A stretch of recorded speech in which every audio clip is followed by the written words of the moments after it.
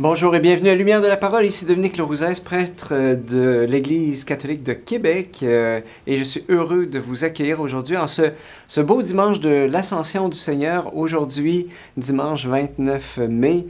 Alors nous avons tous été ébranlés par cette tragédie aux États-Unis. Moi personnellement, ça me donne toujours je ressens toujours le besoin de me rapprocher du Seigneur quand on vit des heures aussi tragiques. Alors, si vous voulez, pour toutes les personnes, les familles des victimes, et pour toutes les personnes qui vivent la violence autour d'eux, prions ensemble. Je vous salue, Marie, pleine de grâce. Le Seigneur est avec vous. Vous êtes bénie entre toutes les femmes. Et Jésus, le fruit de vos entrailles, est béni. Sainte Marie, Mère de Dieu, prie pour nous, pauvres pécheurs, maintenant et à l'heure de notre mort. Amen. Mettons-nous maintenant à l'écoute de l'Évangile de Jésus-Christ selon saint Luc.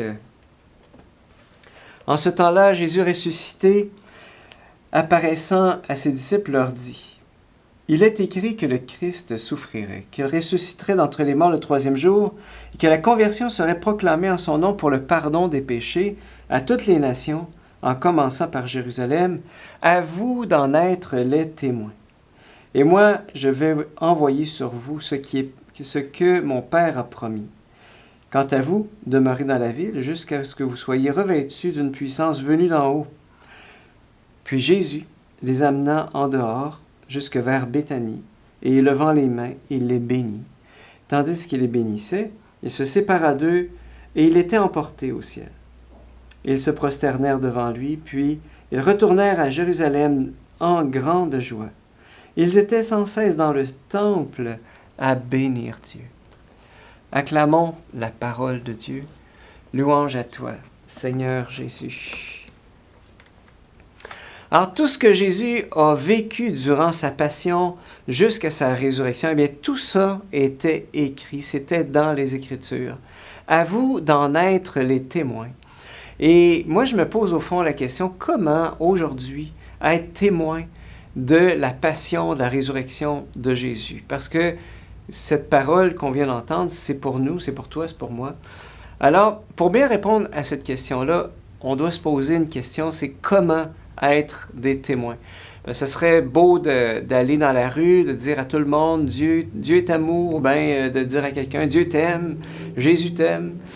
Pour bien des personnes, en fait, ça serait comme une phrase lancée dans les airs sans nécessairement d'incidence.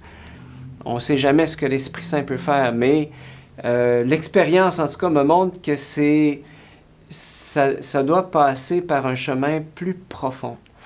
La clé, selon moi, c'est ceci, pour le pardon des péchés à toutes les nations. Donc, être la venue du Fils de l'homme, la venue du Fils de Dieu, mort et ressuscité, c'est pour le pardon des péchés, pour la conversion, pour le pardon des péchés à toutes les nations. À vous d'en être les témoins. Ainsi, le fait d'avoir goûté, d'avoir été pardonné, d'avoir goûté à la miséricorde du Seigneur, c'est ça qui, pour moi, fait qu'on peut vraiment être des témoins du Christ aujourd'hui. Autrement dit, des disciples missionnaires. Depuis que Jésus est monté au ciel dans l'ascension, on est ses témoins. Mais on ne peut pas être les témoins de quelque chose qu'on n'a pas expérimenté dans notre chair, au plus profond de notre âme. C'est ce qu'ont vécu les apôtres. Hein? Avec Pierre, les apôtres, ils avaient tous dit « On mourrait pour toi, Jésus ». Mais on sait ce qui est arrivé à Gethsémani. Ils l'ont tous abandonné. Et malgré cette lâcheté, Jésus les a pardonnés, les a aimés. Il leur a fait confiance, il les a envoyés en disant « Vous serez mes témoins à Jérusalem, dans toute la Judée, la Samarie, jusqu'aux extrémités de la terre. » Moi, personnellement, c'est la miséricorde de Dieu qui fait que je suis aujourd'hui un témoin du Christ.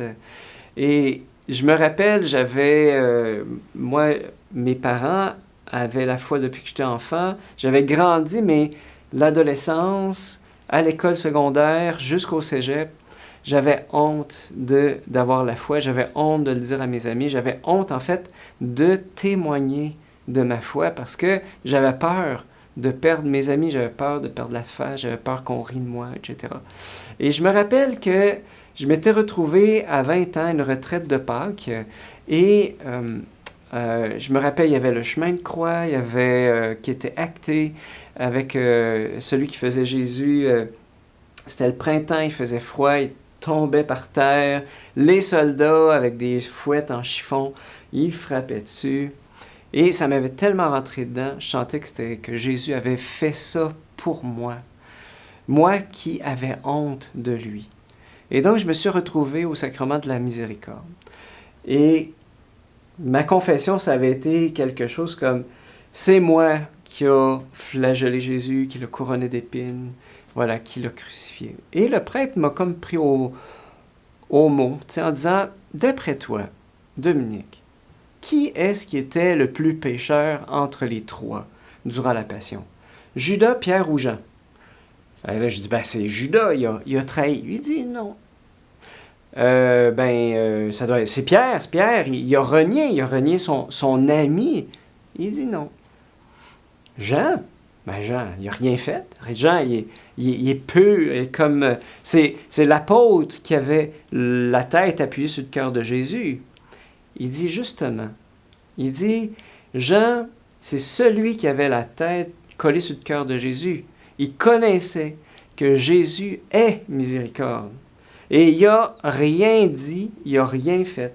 Il n'a rien fait pour empêcher Judas de se pendre. Il n'a rien fait pour empêcher Pierre de sombrer dans sa grande dépression.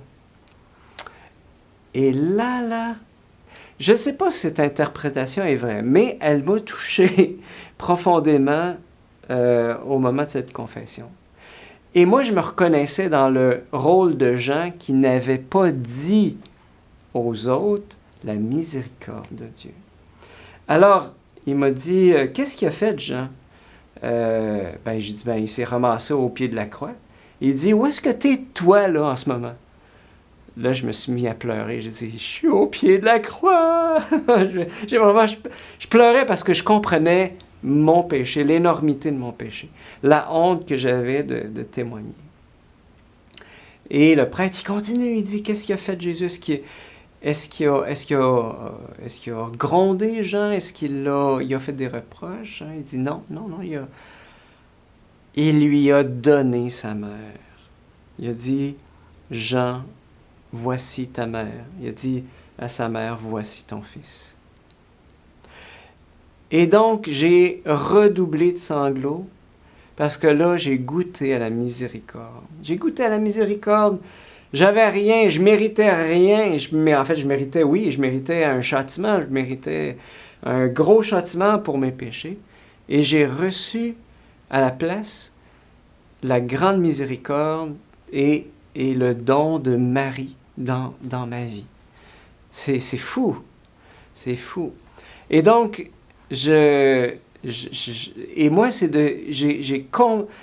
pour moi, j'ai vraiment une chape de plomb qui s'est soulevée de mon âme et j'ai compris que j'allais parler de Dieu toute ma vie, spécialement de sa miséricorde.